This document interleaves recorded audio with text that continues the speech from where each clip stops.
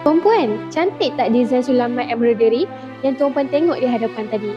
Tuan-puan tahu tak, untuk menghasilkan selai jubah dengan desain yang menggunakan sulaman embroidery mengambil masa yang sangat lama berbanding dengan jubah biasa yang hanya menggunakan desain full songket, full satin dan sebagainya. Okay, sekarang saya tunjuk keunikan jubah yang menggunakan sulaman embroidery dengan jubah yang tiada sulaman embroidery. Okey, kalau kita lihat, kedua-dua jubah ini seakan-akan sama ada di bahagian hadapan ataupun di bahagian belakang.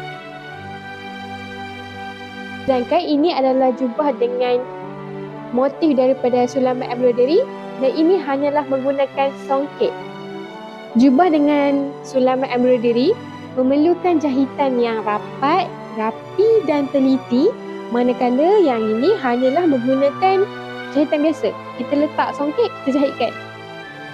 Kalau ni satu persatu motif kita sulamkan. Bukan sekadar tu, jubah-jubah yang menggunakan sulaman embroidery kebanyakannya menggunakan jahitan cartridge pleat di bahagian bahu ataupun di bahagian belakang.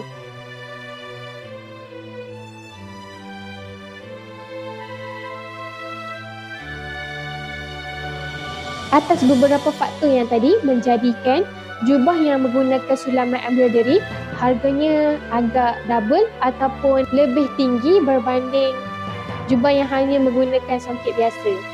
Bukan sekadar tu, jahitan cartridge pleat juga mengambil masa yang lama kerana seorang tukang jahit diperlukan secara manual untuk jahit jahitan cartridge pleat berbanding jubah yang menggunakan normal pleat hanya menggunakan mesin.